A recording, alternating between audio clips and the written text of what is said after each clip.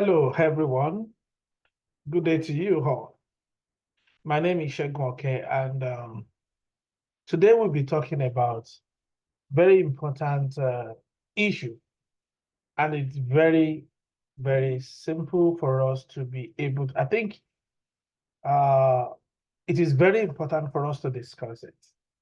And I believe at the end of this presentation, you will enjoy yourself, you gain one thing or the other.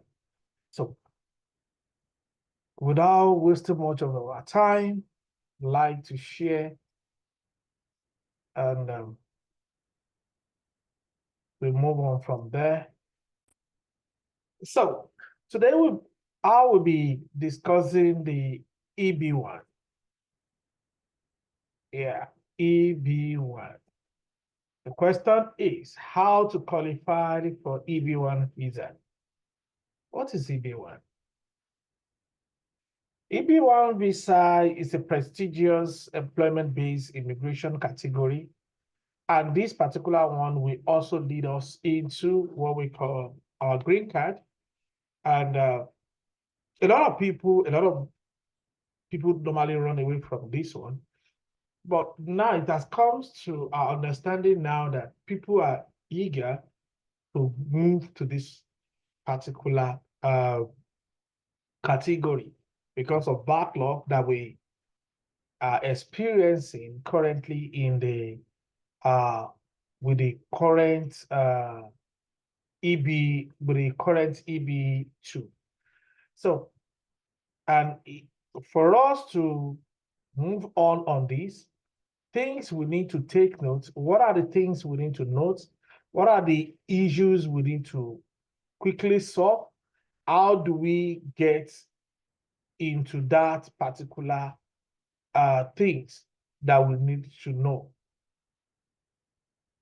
So these will help us to be able to see things that people need. So without wasting much of our time, let's just dive into that and let's see some of those requirements, things we need to take notes and how we can be of help to one another. So when you need it, how to go about it, what are the things we need to quickly mention about it. The guide of this particular category. Now, is an employment-based immigration the first preference EB1? Some of us might qualify, you may not even know that you're qualified for this. So, how do I help myself in this area?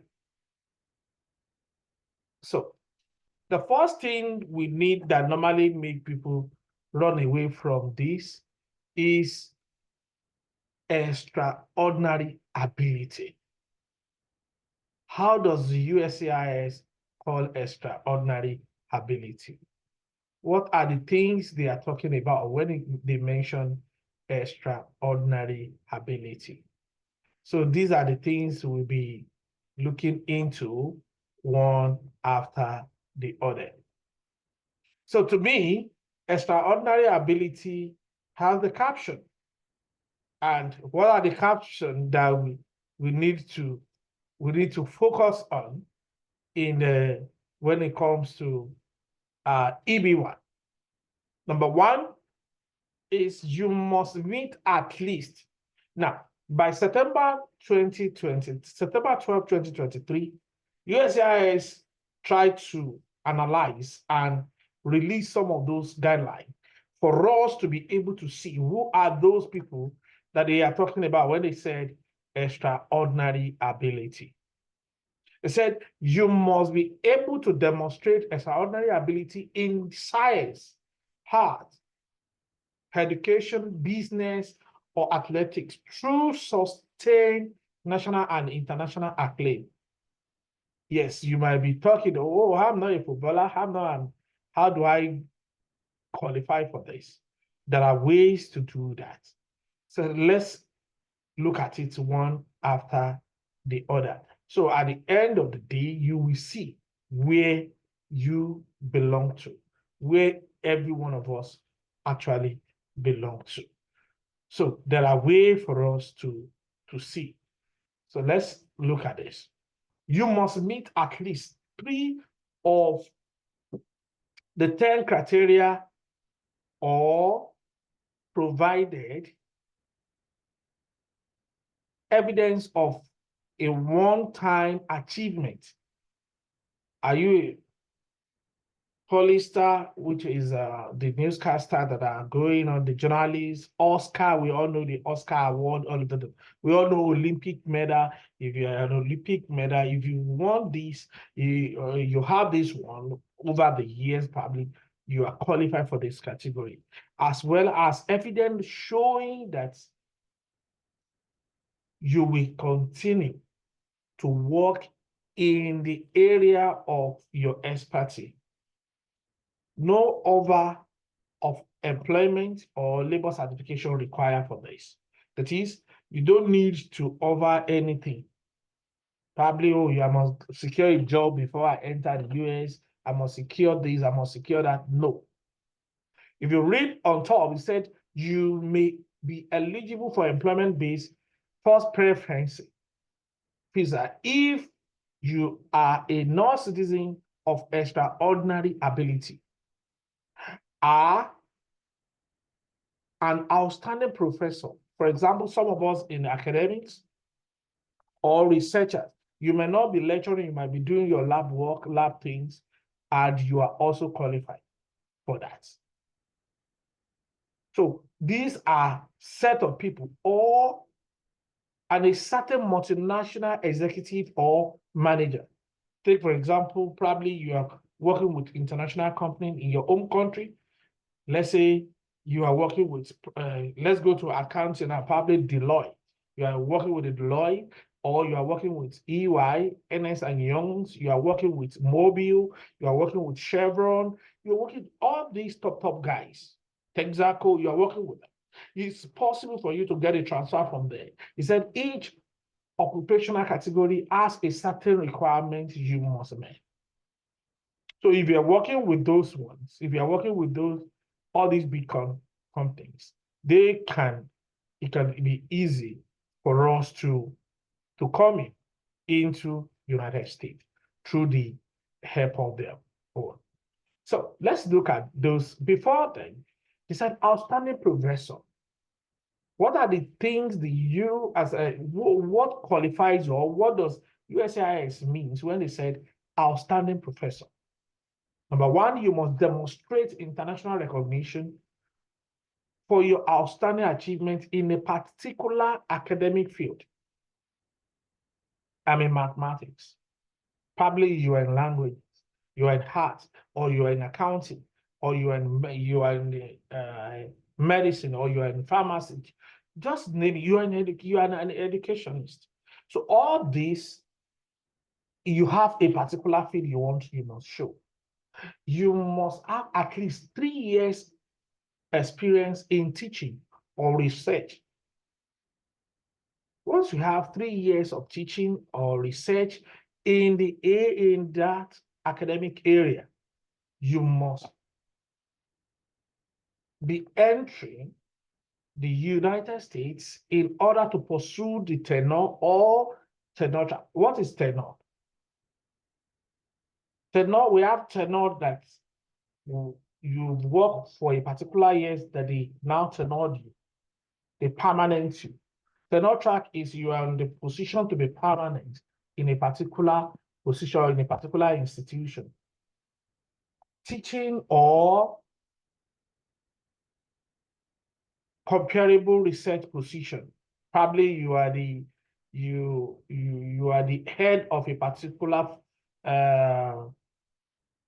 fund or a particular grant or a particular endowment, or you are the chair of that. So you in the university, in an institution of higher education or private employer, you must meet at least 2 of 6 criteria. Now, read it. You must meet at least 6 of criteria below. I will show us the criteria below. You will see them. And provide offer of employment. Prospective U.S. employer. The private employer must show documents accomplish that and that it employ at least 3 full-time researchers. No labor certification, because labor certification is some of us that pass through the NIW, National Interest Waiver. So you don't need to pass through this. However, if you are executive of multi-international company or you're a manager there, your petition also can also scale through too. All you need to do is your petition employer must be U.S. employer and intends to employ you in a managerial or executive capacity. That is, let's say you are executive where you are coming, then that means they must retain that executive for you when you're coming into US, or you transfer your service, or you transfer whatever your position to the US. So all these has a lot to do with this particular category. So let's look at all these requirements one after the other. Number 1 says evidence. He said we must meet at least 3. He said criteria for demonstrating extraordinary ability. In order to demonstrate and sustain the national or international acclaim, that is, for us to be able to believe, for the USIS to be able to believe, is either you have one-time achievement, that is, Olympic medal, Olympic medalist. You must, or you've won Oscar before, you know them. You won a recognized award in different capacity, you know them. Now, he now said, evidence of receipt of lesser national, the nationally or internationally recognized prize or award excellence, award for excellence. You must show that evidence. It is very, very important. That means you need 3 of all these evidence to be able to tell us. Then 2, evidence of, that is either you want a particular award, a notable award like I explained. Number 2 is evidence of your membership in association in the field, which demand outstanding achievement of their members. For example, you're a member of association field, which demand outstanding achievement of their members. For let's say if you're an engineer now, you're a member of you're engineer and Association of Engineers in America, you join them. Or you belongs to, it might not be in America, it might be anywhere in the world. Just make sure you are part of a particular body. Like myself, I'm a mathematician now. I'm a member of American Mathematical Society. I'm also a member of Society for Mathematical Biology in the US. I'm a member of different mathematics group that I belongs to. So you can imagine that if in your field, are you associated to any of these members? You can join the membership from abroad. It's allowed for those of us that are not in the US. But if you're in the US, it's okay, you can join any of them. And if you're at home too, you can join the one in your own country. Just make sure you're an active member, and they can also give you a letter or endorsement that, oh, he is a member of Royal Society. Yes, we know him, he pay dues, he publish, or he give talks, he judge the job, he volunteer to do this and this. So they must be able to, ability to be able to identify you with a particular outstanding achievement.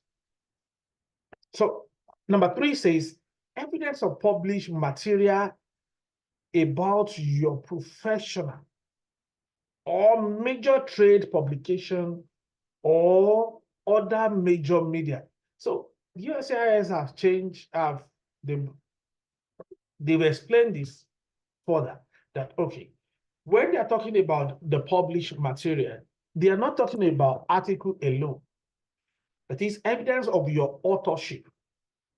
Probably some of us, you are a scholar, you have articles, peer review articles, fantastic. As a professor, you are expected to have published or give a talk in somewhere or have a posters if you're in academics. What about major trade in publication? You might not be a professor, you might not be in that area. You might write article into newspaper, print media, online media, that once they click the link, they will link to your contribution. So newspaper articles, peer review articles, these are the essence of publication that are very, very important, that you are contributing your own quota to your environment, so, or to the nation. And you will continue this when you enter America. So these are the things they are talking about. Then, if you number 4 says evidence that you have been asked to judge the others' work, to judge other people's work. For example, either individual or as a panel. What are the evidence? Probably you are invited to review a particular paper, or you are invited to mark thesis, you are invited to be on a panel of recruitment or of promotion. There's a letter behind that follow it. Oh, Mr. Mr. A, Mr. B, you are hereby invited to be part of this panel for promotion panel, or to judge a poster or in a conference, all sorts of things, all these evidence, all these things, because this is evidence-based application and they are very important. So it will help you if you keep all those documents to file in everything together. I think it will go a long way. And evidence, next point says evidence of your original scientific, scholar, artistic, athletic, or business-related contribution of major significance of the field. That is, when you're talking about this, we all know scientific research, scientific, collaboration, and some other things, you can carry it out. What are the evidence? Based on your publication, based on your write-up, you can showcase that. You have a podcast, you can showcase all those evidence. Because when you are packaging it, you can package it. Have you done any CD? Or are you a musician, you are singing, or you are teaching, or you have a record of a particular thing, you've made CDs on something, you created a course, it's online, or you have a documentation things that you have a document that you can show that, okay, I've created a CD, I'm teaching this, I'm into music, I'm into acting, and this is my name, this is this in the CD, in whatever you put it, in the portable way that you can send. These are the evidence they can look into, and they will be able to showcase you, and they will be able to clear you for this particular area, because it's the major contribution. The major contribution significant into the field. And even in academics, probably your citation can go a long way. Your citation can go a long way. If you are in engineering, probably you design a particular template, a mold. You design a mold whereby people are using it in engineering, or you design another method of solving a particular problem, you can document them. So these are the things. If you have evidence of this, if you have any award of this, or if you have any letter of assessment on this, it will go a long way. And another point, which is number 6, is evidence of authorship. Evidence of authorship. I think I've mentioned that earlier, but this is different. Publish is different from evidence of your authorship of scholar articles. A scholar article is more or less the same thing, but you are the one, you are the author in this case. You are the lead author, probably you are the lead author, probably you are leading, and as you're leading in this category, you are probably the PI, principal investigator, or you're a co-PI. So all these evidence are very, very important to this particular field, to this particular point. Then another thing is evidence that your work has been displayed as artistic exhibition or showcase. Probably you are like artists. You draw, probably you are the one, you draw the artwork and some other things. You go in different exhibition, you organize exhibition. You can package these together. It works. It's a great work. You can display them, evident that your work has been displayed at artistic exhibition or showcased in a grand style way. I'm telling you that some of those things that we don't know, that it carry weight. But by the time, these are the things, these are the talent that America is looking for when it comes to EB1. So if you have those evidence, if you have those clips, if you have those video, if you have those pictures, if you have those documents, you can document them. That this is my work, this is where I work, this is what I do, this is my contribution, this is where I exhibit them, this is where I display them. So these are the things that one can showcase, and it goes a long way. Another thing is evidence of performance of leading or critical role in distinguished organization. Like I mentioned earlier on, you can be a principal investigator. That is, you won a grant, you have a grant, you won that grant, and you are the leading, or you are the HOD, head of the department, the senior faculty, where you work, you are a member of a committee, you lead a particular panel, you lead a distinguished panel, you lead them, or you are executive where you are a vice president, you are a vice chancellor, you are a dean of faculty. These are the critical position that you've led, a critical role in the past. So all these are, if you have the evidence to back it up, and your evidence of success must also be part of it, because we have to show that, these are the success recorded during my tenure. These are the ways they will be able to argue your case, and at the end of the day, it will make more sense.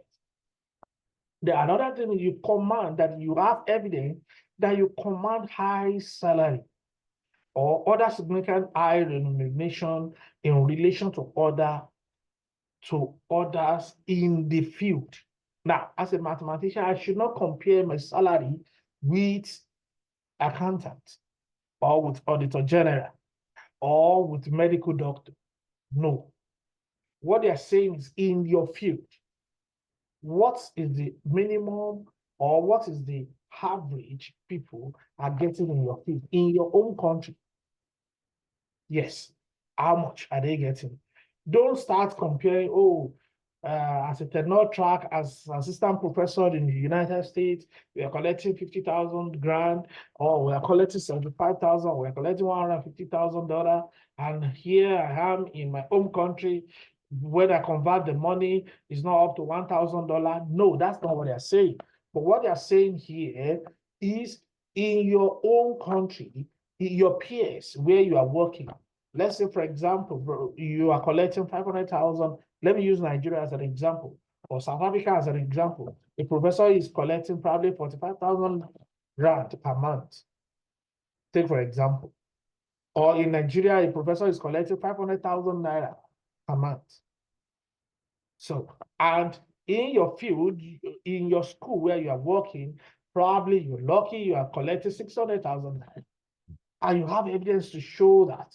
And you have the templates for NUC or the South African government, how much they are paying the starting point. And some people are collecting starting point while your ladder is already increased and you are collecting 650, 750,000 naira. So you see, it has evidence to show that you command high salary in that field in your own country. Don't convert it to the United States. So that at the end of the day, you have your commercial success in the performing arts, your commercial success in the performing arts. But before I go, how do I show that you have your pay stub, you have your employment letter, contract letter, or to compare with your peer that, okay, this is what I heard. I think that one, it's part of the evidence that we can show. They are not saying you should bring your salary to them. So another thing is evidence of commercial sources. That is evidence of commercial sources in performing arts. How do I measure that? When you lead a particular organization, what are the revenue when you start? What are the revenues when you are leaving? So these are the ways to measure the sources. What are the things you contributed to the system when you are leaving that position? How do you met a position halfway and you're able to push it to 1.5? No, that's fine. You are able to measure, you have the metric to show that these are the things we are doing currently. So we need to be able to do that, and it will help us very, very well to be able to do it in that manner. So, like I mentioned the other time, so in order to demonstrate you are extraordinary professor or researcher, you must include evidence of 2 of 6 listed criteria below. Number 1, I've mentioned it the other time, you must have the receipt of major prize award or award of outstanding. For some of us that have, you might be in your university, the best faculty, the best professor. All these awards are also important. You might have a national award. National award in the sense that probably you are the best professor, or your paper is being rated, your paper is this, your achievement is being rated, is well known. Evidence of membership, that is, I've mentioned it, you must be a member of a particular association in your field. In your own field, you must be part of that association. Evidence of published material, that is, our publication goes a long way. It helps us in academic field. And evidence of participation, either by panel. We all know there is always a panel in different academic setting, probably for the thesis, for the masters, to mark or to grade the master's student, to grade the PhD student, project defense, and some other things. All these can move a long way, and you must have a documentation for that. Original scientific, and I've mentioned that, and evidence of authorship, be it book, you might be scholarly books or articles. If you're a good writer, if you write books, they are part of it. You write book on AI, you write book on this, you write book on that. All these are a cumulative effect that will help us again. So what are the things do we need to do? Application process is very simple, but very, very detailed. Number 1, extraordinary ability. You may apply for yourself by filing form I-140, petition to alien workers, for alien workers. For the outstanding professors, it has a lot of another things you need. Your US employer must file a Form I-140 petition. As part of the application process, your employer must be able to demonstrate continued ability to pay the offer wages as the priority dates. Your employer may use annual reports, federal income tax return, or audited financial statements to demonstrate continuing ability to pay for your wages, okay?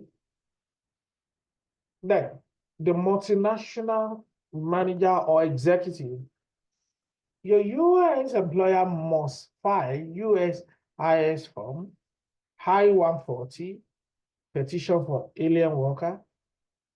Apart from the process, the application process, your employer must be able to demonstrate continued ability to be able to pay like the other ones. Now, the good thing about EB1 is a family oriented, is the family, all your family members are all inclusive.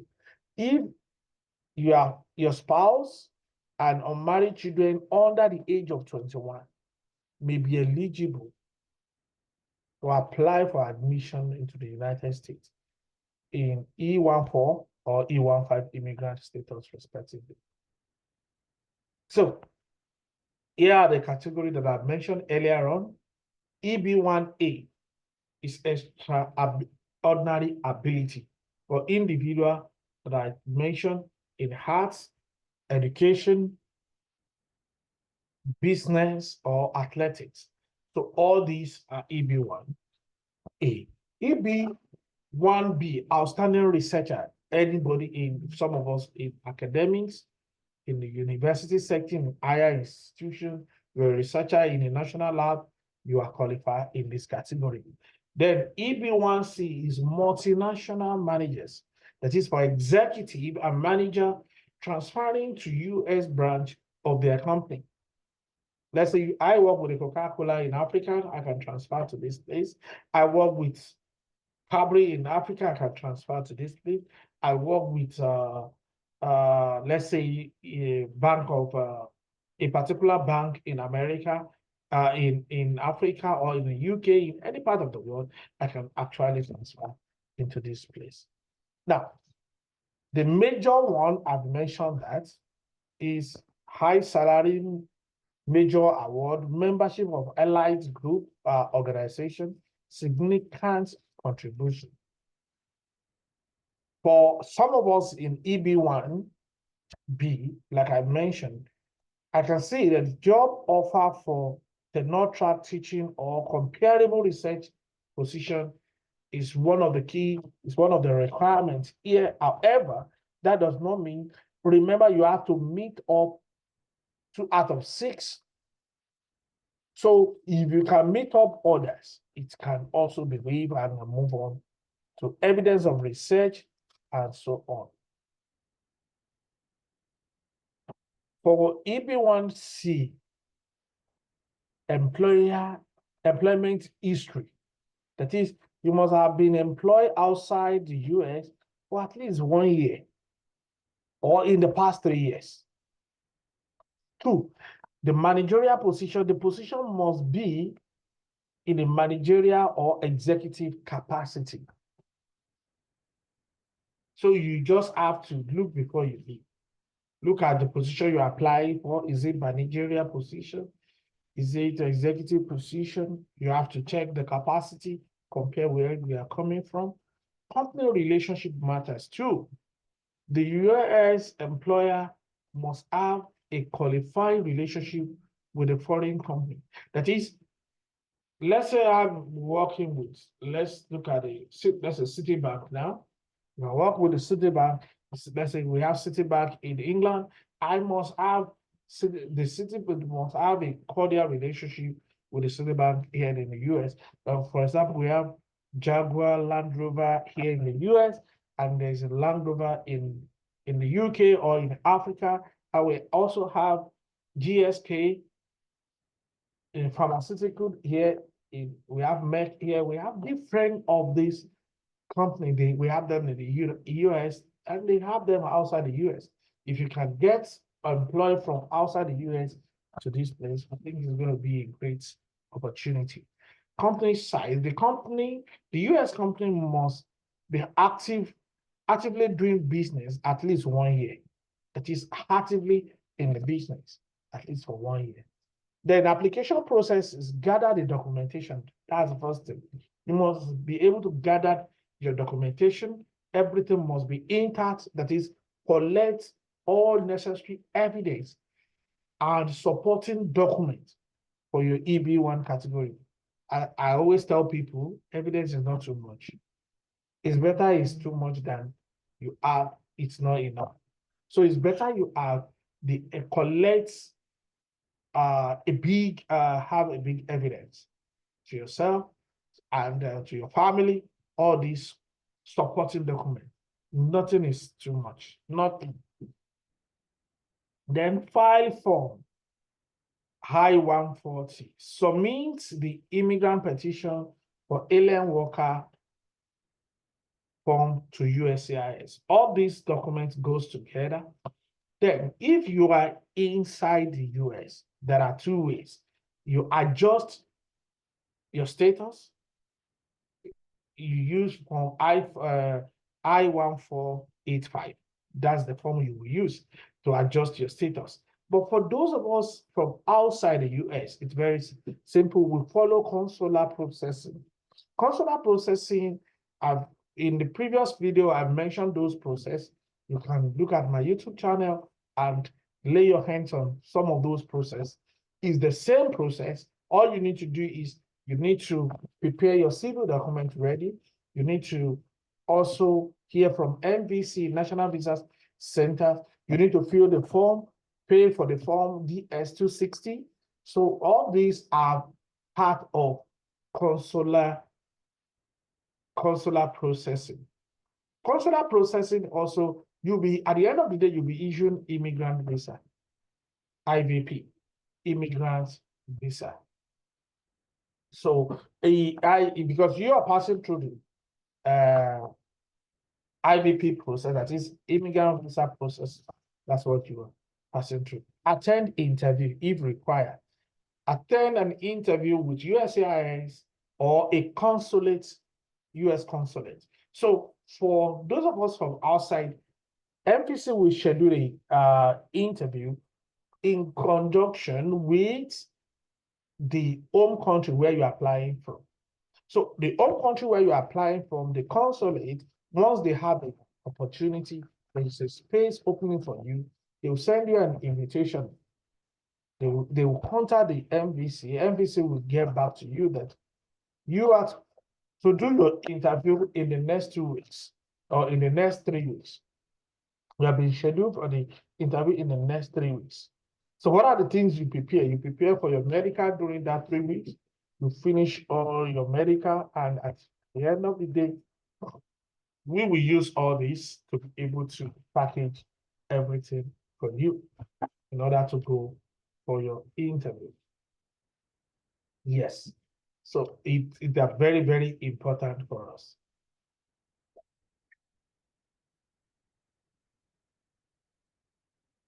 So what are the things, again, do we need to take? Once all this process is being done and we are able to get our, for those of us outside, we get our visa.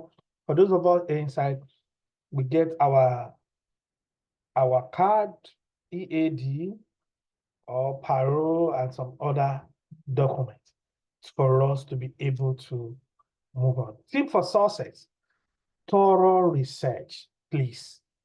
Don't just keep quiet.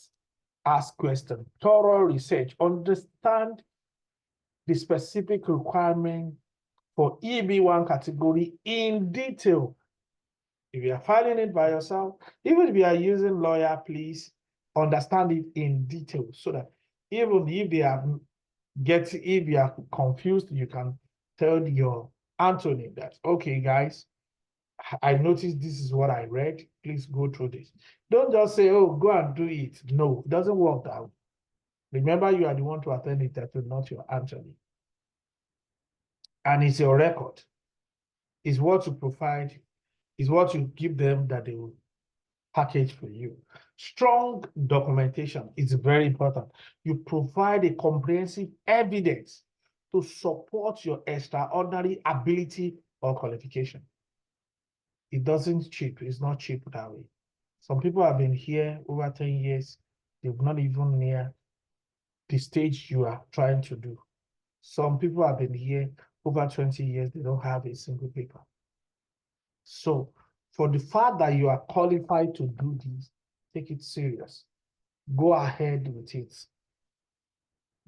Dedicate it's a job on its own. Dedicate your time to package yourself. If you have money for the Anthony, good. If you don't have money for the Anthony, you can still do it by yourself. I use an Anthony, and I've seen friends that they've done it by themselves. It's possible. Because it's the very strange things to me when I first of all heard about it. I was just like, is it possible? Is it possible? I don't think so. Until I started and I got it. And since then, I've been an advocate to tell people more about it, just to advise people, just to give them. It's all about giving ourselves enlightenment on this. Please remember, I'm not an Anthony. I'm just, all this is just for the opportunity, just to open our eyes, just for education. Please take note of that. Then you can consider the legal assistance, consider hiring an experienced immigration attorney to guide you through the process. Don't just say, oh, this one is cheap, let me go for this. No, look at it. What is their pedigree? What is their success rate? And what are the things they are talking about? So you need to look into that. Do your research about them, read their review, do so many things about any attorney you are about to employ. Then, timely submission. Submit your application and supporting documents well before any deadline. Any deadline they're talking about here, let's say you are given 2 weeks to submit a particular document, quickly do that. In case of RFE, also, we'll be talking about RFE in the next video. And I promise that we'll talk about interview also. Then, next video, we'll talk about interview also. What are the things we need to prepare for especially EB1, EB2? EB1, EB2 interview. We've done it, and I have friends that have done it, and they are all fantastic. All of them are in America, they are doing well. So please, let's keep on look out for all these videos. Subscribe to this channel so that when I drop the next video, you'll be able to have access to it. You have alerts on your phone and you'll be able to watch it. I'll try as much as possible to make it faster. Thank you so much. And what are the benefits? Number one is faster processing. Now, the USCIS already have premium process. So they can have a premium process for this. That is, within 45 days, you have it, or within 2 weeks, you have it. It's possible. I have a friend here. It's one of my brother, and he started EB1 early January. He got approval late last year for EB2, and he started EB1 early January, and he got EB1. Today he has his green card. It's inside. It's not because it's inside, it's because the process of EB1 is different from the process of EB2. And mind you, if you have approval for EB2, it has nothing to do with EB1. Each of them are different process. None of them is depending on each other, it's independent. So No labor certification. Labor certification is what we are doing for petition writing, that we are writing a huge petition for NIW, saying that national interest waiver that I already gathered experience, I have this, I have that, that can make you to waive your your NIW for me. So you don't need that. You still have you can see self-petition option. That is, you can do it by yourself if you have time. But if you don't have time, please hire a lawyer or Anthony. So we call it here family benefit. That is, you can come with your family. Priority being usually correct, reducing waste time. That is, always correct means that there is no backlog on this category. As we speak now, there is no backlog on this category. So it's always correct because only few people normally meet up with this. And if you think you are watching this video and you think you have what it takes to go ahead, please go ahead. Don't waste your time. Please go ahead. If you have, you receive award, you publish, you have citation, you have a good contribution to the society, you have all this evidence. It's evidence-based application. It's nothing more. It's evidence-based. Once you have A, you can tender exhibit for A, that I have PhD, here is my certificate. That's the evidence. I have master, here is my evidence. That's the evidence. I have citation, this is my score. This is my Google Scholar. That's the evidence. I have an award, this is my certificate, or this is the letter I received from the organization. This is the evidence. I'm a member of a particular organization. Here is the membership card, or here is my membership pin, or here is my membership letter. Here is the endorsement. These are the evidence. You have to show all those evidence one after the other. Bypass the PERM labor certification that I explained to you. You bypass this. You don't need any labor to evaluate you before you come to US. EB1 allows self-petition without job offer. It's also allowed. Remember, it's a category. It's either you go for the one with offer or you don't go with job offer. So it's allowed. EB1A, yes. Spouse and children under 21. They are not saying your spouse must be under 21. So they are saying that your children under 21 can accompany the principal applicant into the United States. So all of you can, if you have 5, you have 6, come to US. If you think, so it's a very good route. I always tell people, who are coming to US, it's always good to come through the skilled process. It is skill process, skill visa, like probably you're coming with H1B, you're coming with O visa, you're coming with L visa, you're different. Just take your time, go to the USCIS website, look at their visa categories and check by yourself. You will see a lot from A to Z is there. Read it. Read it. Read it one by one. Read it one by one. Thank you so much for listening, for your attention. You can drop your comment, drop in the comment section, and I will be glad to assist in case you need any help. So, like I mentioned, different cases of the visa. This is the other category of visas here. Look at it.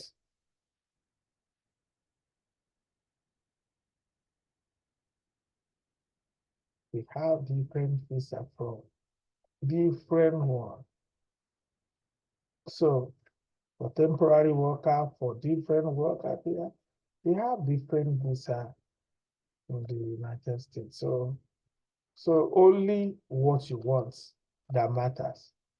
So, and you see, look at this one now.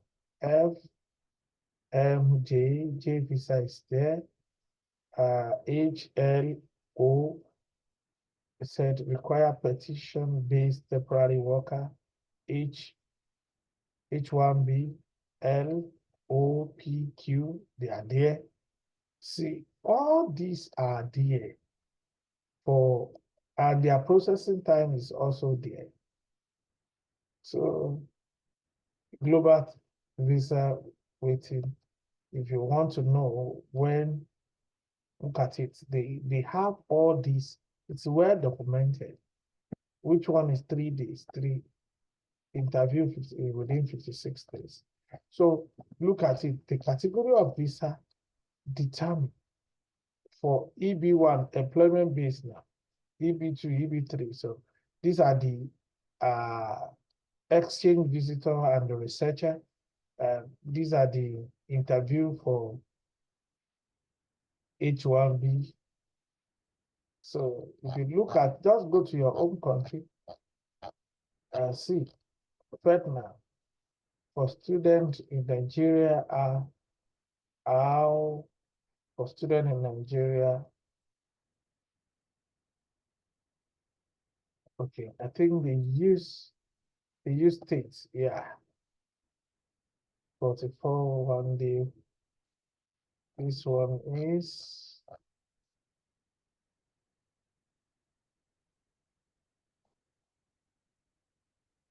for skill visa is within 2 days. 44 is within 1 day. So all other things are visiting and some other things. So let's keep on doing the work and do the good thing. And I so much believe that one way or the other, I'm able to drop 1 or 2 messages for you, 1 or 2 information for you. We can take our time, read more about it. I've also shared the link on my bio and try as much as possible to follow. Thank you so much for watching this video. If you have any question, please feel free to drop in the comment section. Like I said, I'm not an Anthony. I'm just doing this for the cause of education. Let's educate ourselves in a global way. Thank you so much. See you next time. Thank you. Bye.